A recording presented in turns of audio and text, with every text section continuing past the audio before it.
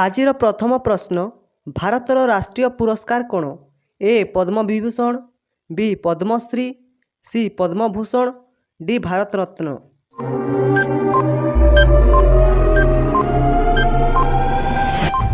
ସଠିକ୍ ଉତ୍ତର option D Bharat Ratna.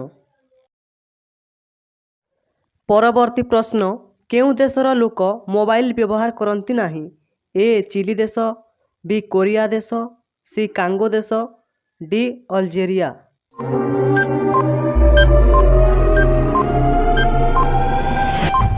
ସଠିକ୍ ଉତ୍ତର ଅପସନ୍ ବି କୋରିଆ ଦେଶ।